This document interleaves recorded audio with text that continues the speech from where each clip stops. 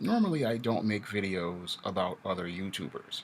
I feel that everybody is entitled to their opinion and everybody has a right to express their opinion. I am a big advocate of the First Amendment, and I believe, again, if you have a right to your opinion, you are entitled to your opinion, and you should have a freedom to express your opinion. However, there are some individuals that I feel, need to be discussed and given some constructive criticism because I've been looking at their actions over the past year and they totally contradict their very message that they present to the public. And I saw this individual, over the past year, presenting a totally hypocritical view that is diametrically opposed to the message that they preach on their YouTube channel and on their Facebook groups. Who is this individual? Individual is the so-called Black Authority, also known in some Facebook groups as Jason Black. This individual, you know, always talks about group economics, supporting black businesses, being looking out for the community, and building. However, when he ran into me, I was invited to come to one of his Facebook groups, the TMI group, to promote my Kickstarter for my ISIS East Team crossover and promote it. Um, and when I get over there and I put the link up, he sends me a message telling me that there are no solicitations on his board. Now, this is Mr. I'm about pro blackness, I'm about building, I'm about, bettering the community. And I'm a guy, I'm a small publisher, and I'm trying to create positive stories about the African American experience. Something that your pro blacks say that they supposedly want. Now, but when it's time to participate in group economics, um, no solicitations on his board. And I looked at that and I said, you know what? That really is hypocritical. You can't say you're about this, about building, and then when it's time to build with someone else, you tell them that you don't want to build. It says that you're a hypocrite. And I've seen, through this dude's actions, things that he has done that pretty much show me, that he is not as pro black as he says he is.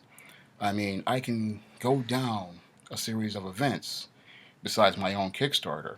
And I can also talk about, another Facebook interaction with him where he said, Kickstarter is a hustle. Now, I put a link to my own Kickstarter to say that it wasn't a hustle. Deletes the post. Um, and I can also, talk about other Kickstarters I've seen.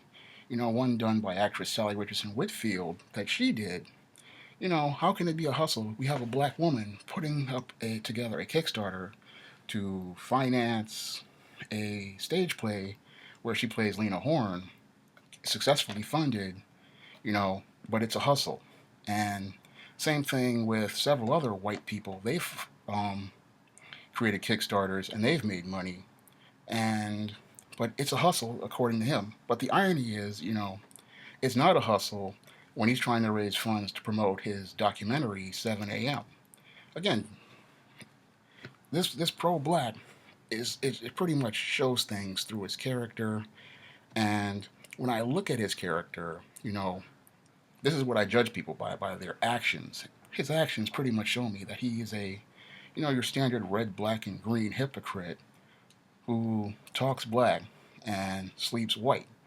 And these are just, basic actions. This is not, because again, this video is not a personal attack, because I've got other examples regarding this individual um, and his hypocrisy, because he talks, again, all this stuff about pro blackness, group economics, empowerment, and building. But when you come to him and you want to practice work with him, no solicitations, and his boards are mostly filled with pictures of big butt women, celebrity gossip, and other nonsense.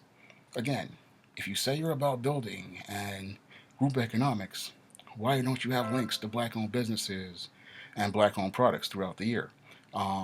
Just a couple of weeks ago, when I went out with my sister to a Harlem hat shop known as Harlem's Heaven, the first thing I did when I came home is I went to social media and I put links to that business up. And Harlem's Heaven is on 147th Street, I think, in Lenox Avenue. It's a great hat shop. I had a great experience, good customer service. But when we get back to this guy right here and his hypocrisy. Now, I've saw hairline fractures, on his groups. Because I was an active member in his groups because I thought he was about, helping the black community and building, you know, and all these subjects. But I saw hairline fractures, when the movie No Good Deed came out last year.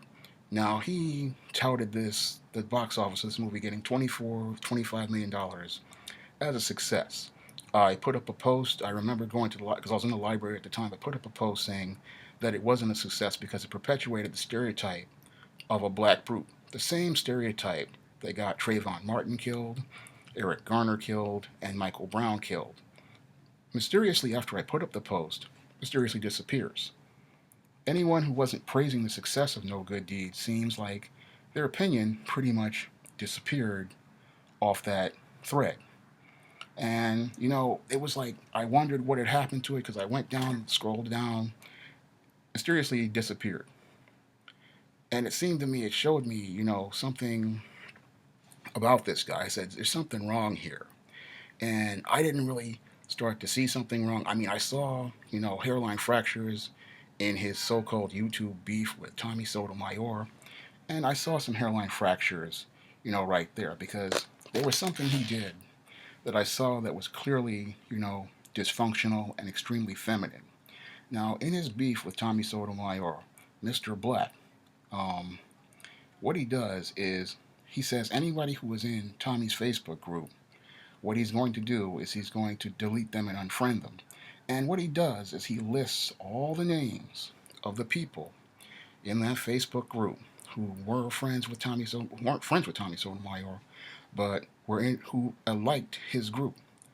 And what he did, or liked Tommy's page, Facebook page, and what he did, when I saw that, I said, this is some feminine behavior. This is some junior high school feminine behavior. And I just looked at it, and I shouldn't have given it a pass, but I did. And I'm sorry that I did, because now I really see the truth about this guy. And, it's feminine behavior to list all the names of these people in the hopes of making them, because they're the friends of this guy, you can't be friends with me. Again, this is what girls in junior high school do.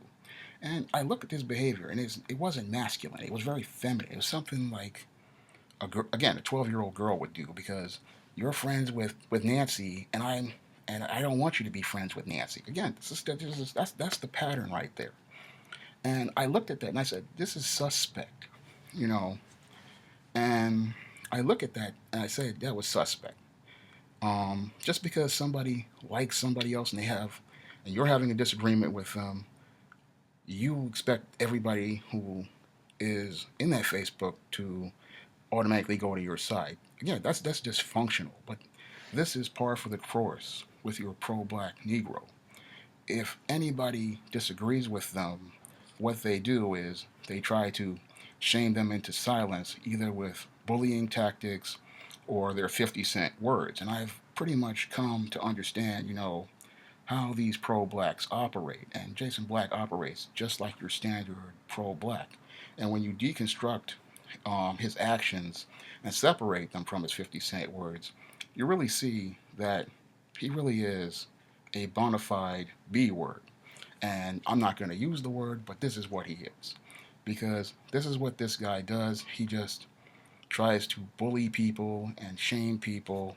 And, he uses the gang approach to attack anyone who disagrees with him, you know. And I saw this also again in 2014, you know, after the Michael Brown incident where they didn't get the indictment. A fellow YouTuber, Rick Scorpio, what he did was he asked, what about the black on black crime? And what Mr. Black says to him is, he's a coon. And I have watched many Rick Scorpio videos over the last 5, 7 years. And I looked at that and I said, again, more suspect behavior. How is this man a coon?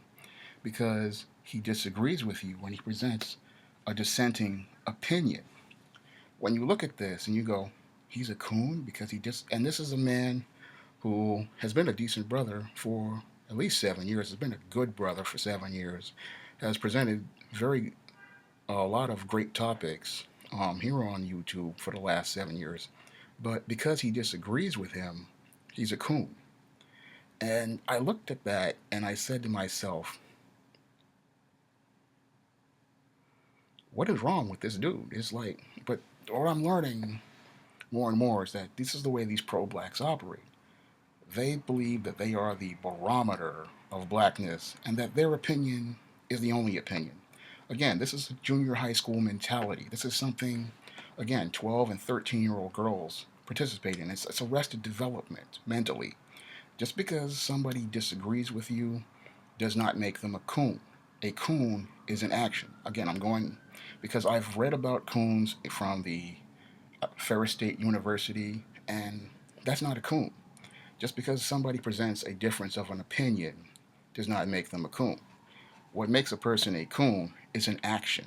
And this guy who believes that he is the authority on all blackness, you know, and that his opinion is the only opinion on blackness, you know, gets all upset whenever somebody presents a dissenting opinion or disagrees with them.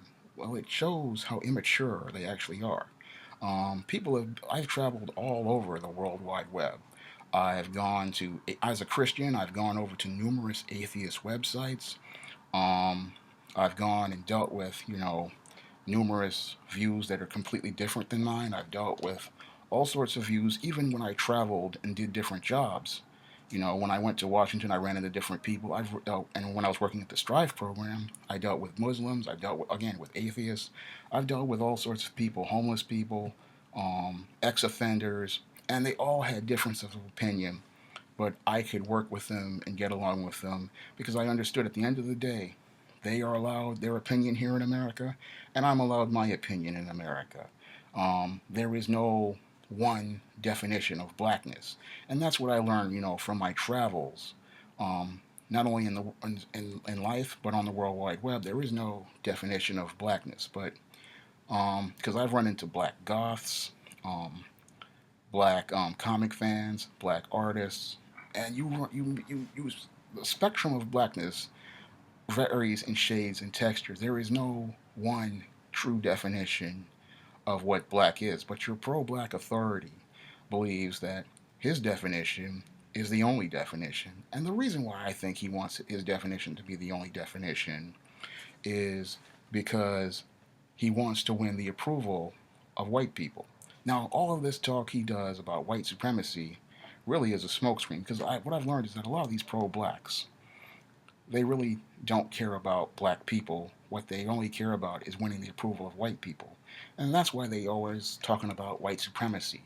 And they always want to win the approval of a white person.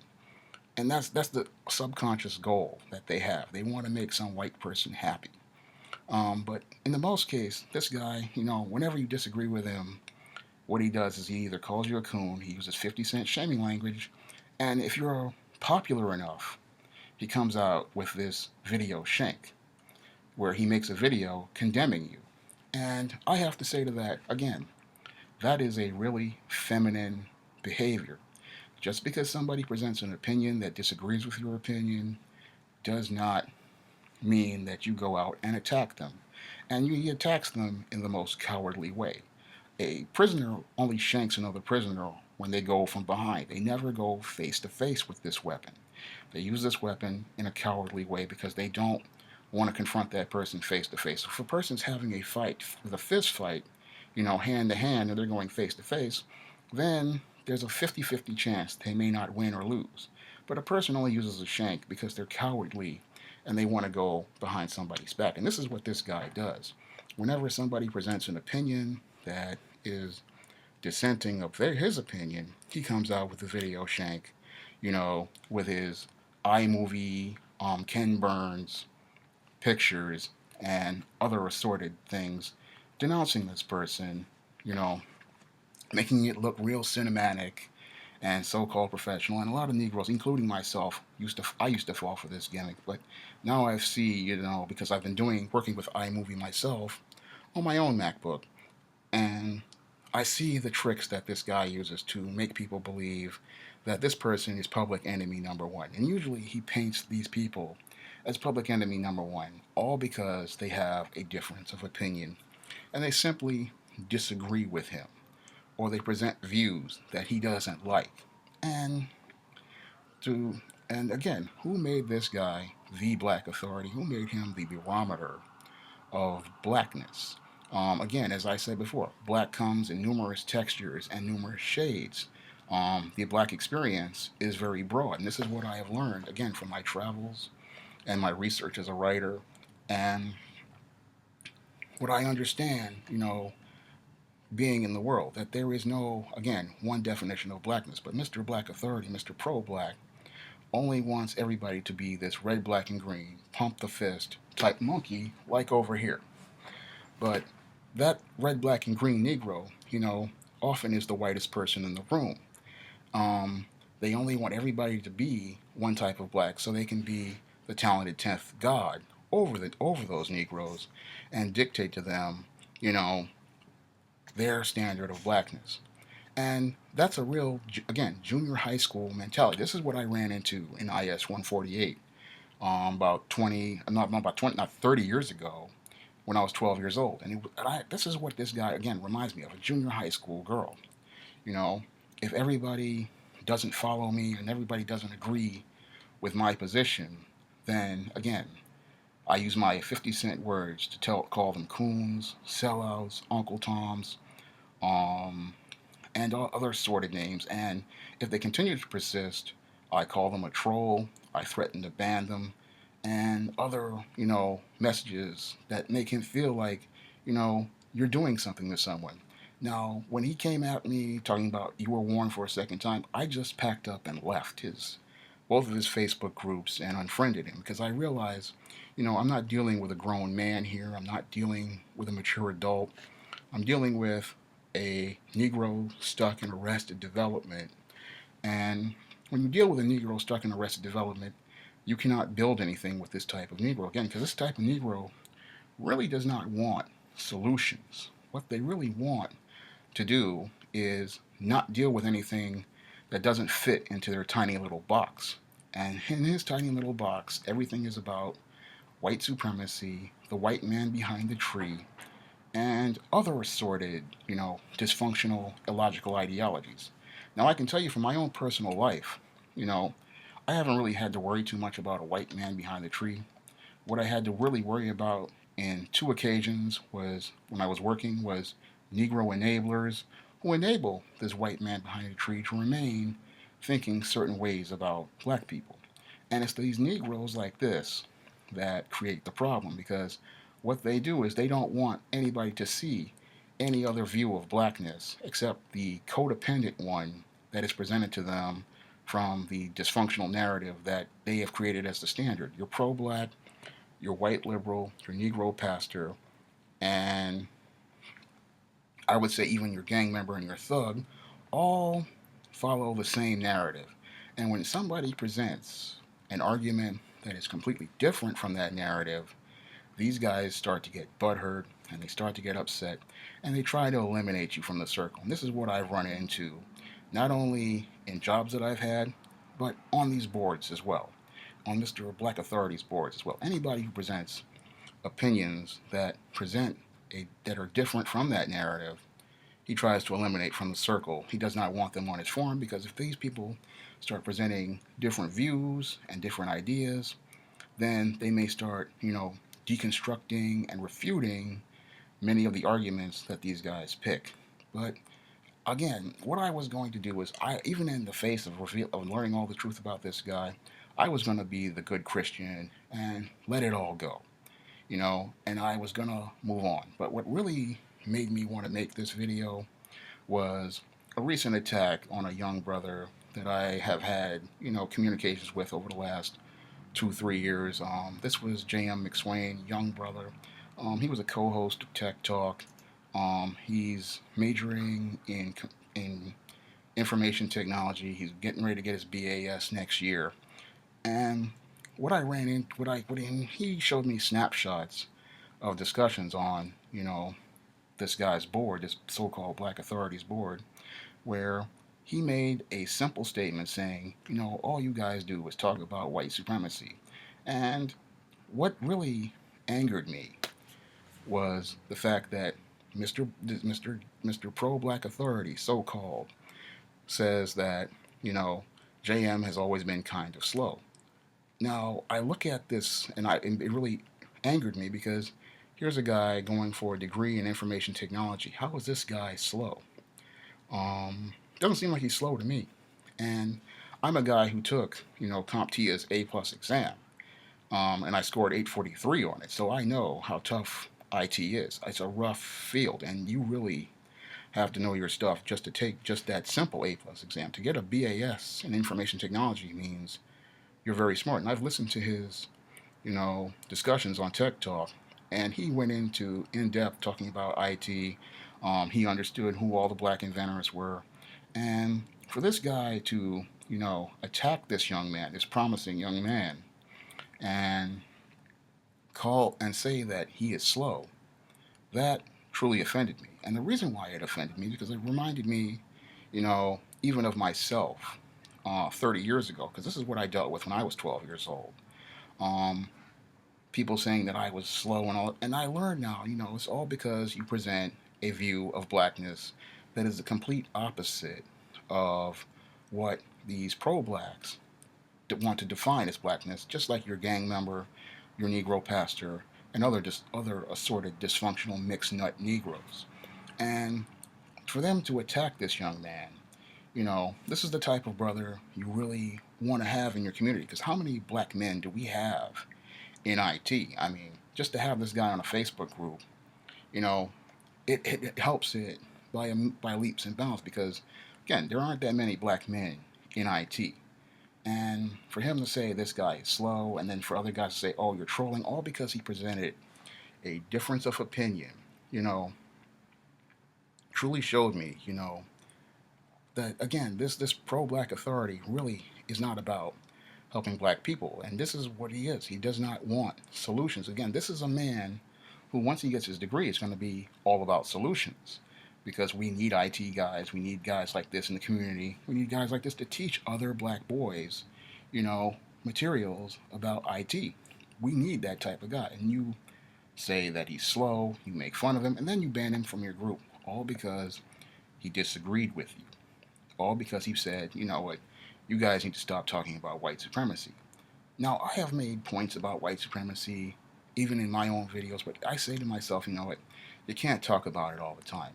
Eventually, you reach a point where you just can't keep talking about the white man. This is something even my own mother, sat down and told me when I came out of college and I got frustrated because I couldn't find a job. She said, you just can't keep blaming the white man and keep talking about all this other stuff. You just have to go out and solve the problem, and just buckle down and do your best to try to find a job for yourself.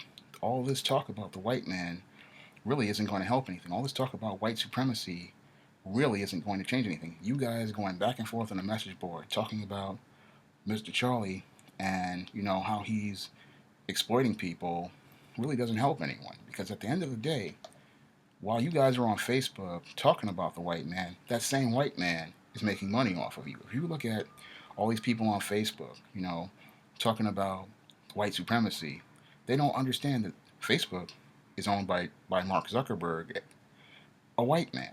And the same thing with this guy, he sits there and talks about the white supremacy, but who prints your DVDs? The same organization, the same companies that print my books. Who owns those businesses? But he's fighting white supremacy. It doesn't see. It's just what I've learned about white supremacy is that it's more covert than overt. And when you understand that it's covert and that the way you cannot fight it by pumping your fist, you can only because right now you can't fight it by pumping your fist because this white supremacy again is like a religion, and it's a way of thinking that it's not just in white people's minds, but in people all over the world. I'm gonna give you an example of this. Those Arab militants, ISIL, the who want to make the Iraq Syrian state. They also believe in white supremacy because if you look at their actions, um, they only broadcast videos of their jihad when they're killing white men. When they had a chance to behead a white woman, they didn't do it. What they did was they said she was killed in a bombing, but really what it was is that they didn't want to, you know, show the truth about they were actually show the truth about themselves, because what they did was they said, you know what, we're going to kill these white men, and that was pretty much them showing that they hated white men. But when it came time to present an image of them beheading a white woman, they didn't do it, because again, it shows just like your pro-black militant, they hate the white man, but they don't hate the white woman.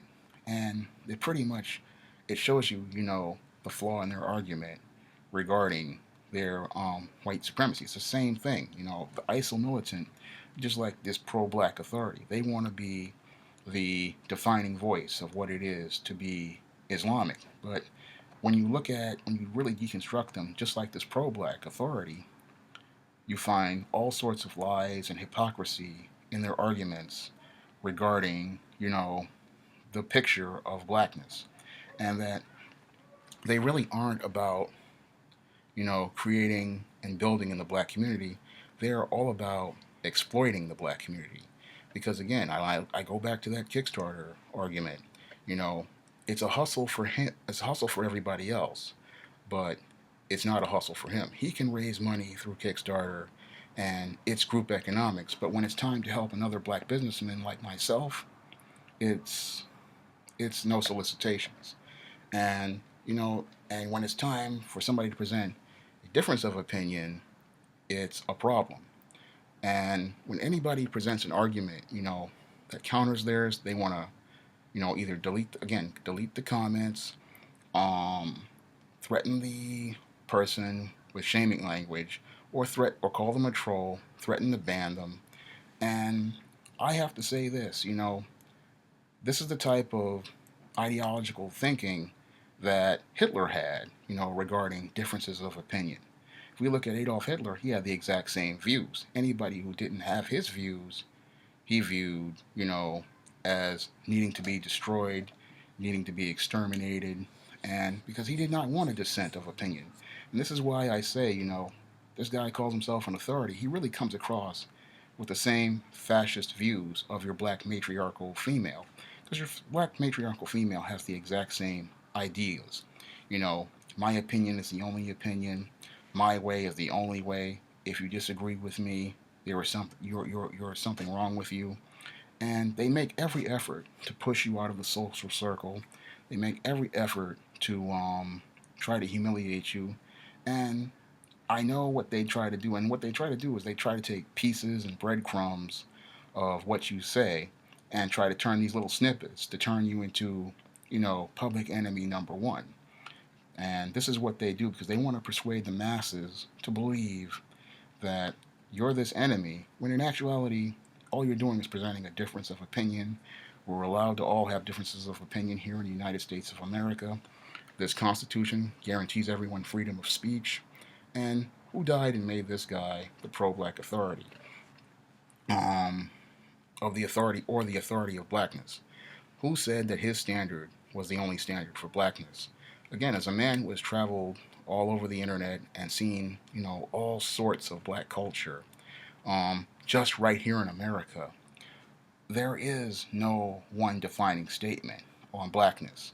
And everybody needs to understand that if you are comfortable with what you feel is black, then that's okay. I mean, as a publisher, I've make every effort, to present different images and different experiences in the black experience, because I feel that the broader the picture is, the better understanding people have of what being black is, and it humanizes blackness, and it makes black people, connect with their humanity and connect with other people's humanity, and see themselves as human beings and not just as, these rival factions jockeying for the approval of white people who just don't care about them. I mean, one of the big problems we have with our whole Black Lives Matter thing is that we're trying to convince other non-black people that Black Lives Matter, when the person we need to convince is ourselves.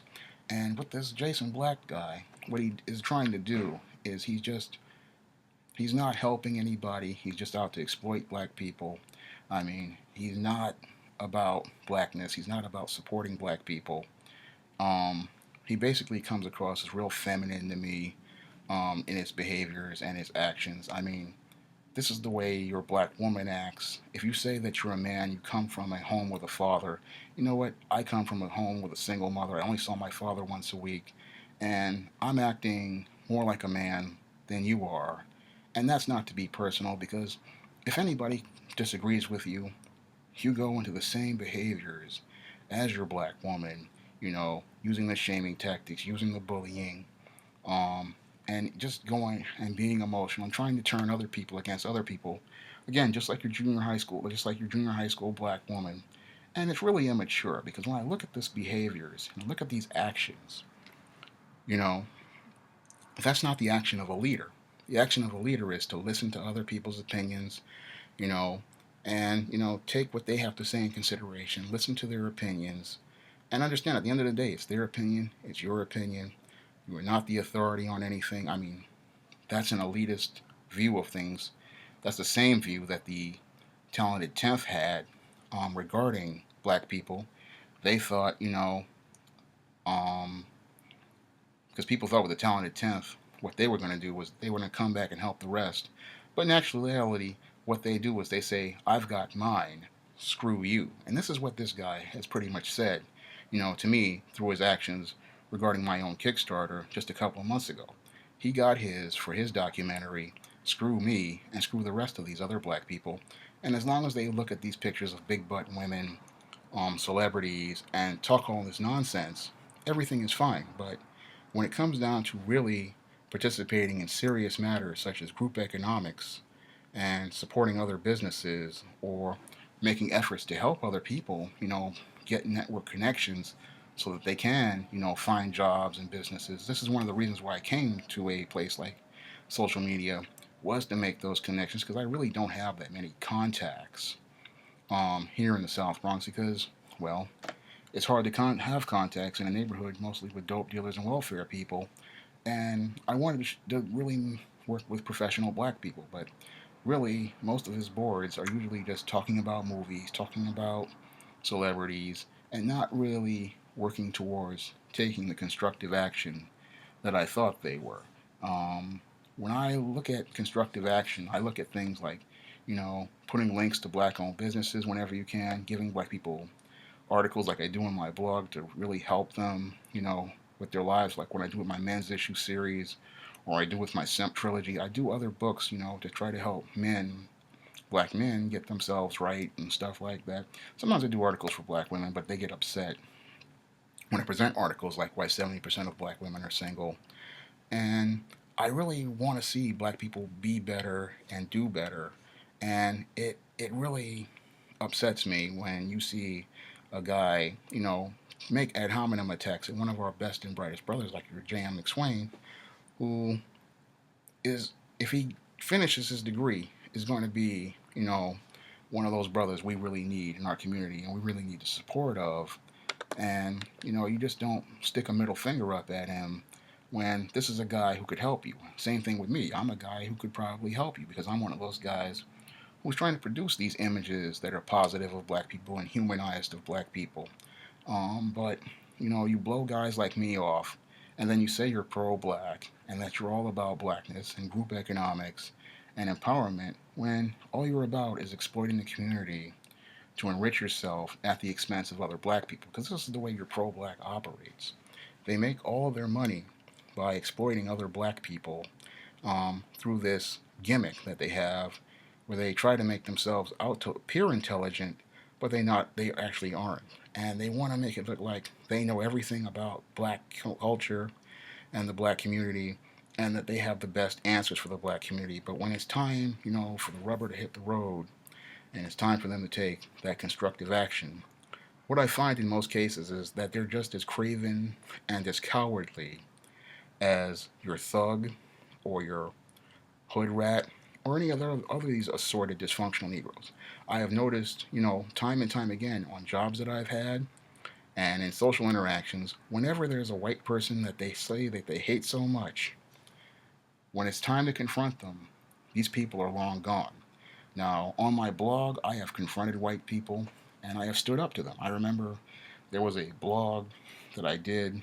This guy. It was a blog I did about the real men avoid single mothers. This Australian guy comes to me, talking about how he helped out this single mother and how much I'm a wank stain or something like that. I put that Australian simp on the Barbie and I roasted him up extra crispy. And I'm not afraid of white people. Same thing I had to deal with a white single mother who also came to that same page. I stood up to her. I am not afraid of white people like these pro-blacks are. Whenever it's time for these pro-black, red, black, and green so-called authorities to confront white people, nowhere to be found. I mean, I look at this whole ghetto gagger situation. This guy has a 4-hour blog talk, sometimes 6-hour blog talk radio show where he just sits there and talks all day long.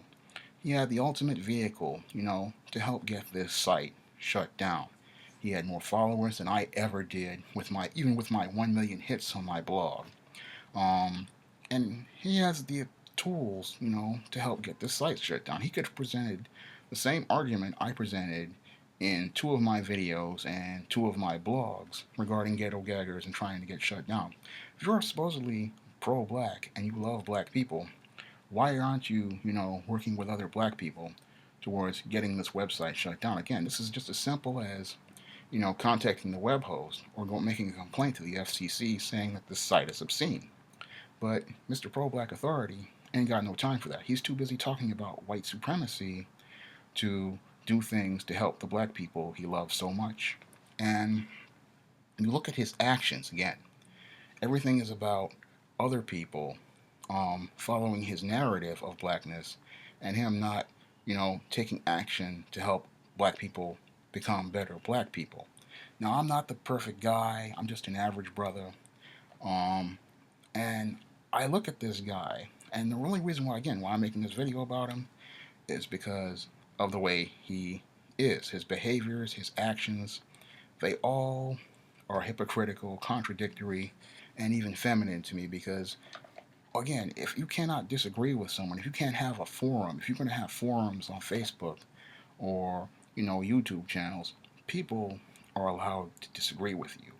And if they can't disagree with you, then there is something seriously wrong. If you put information on a public forum, you better expect some dissent.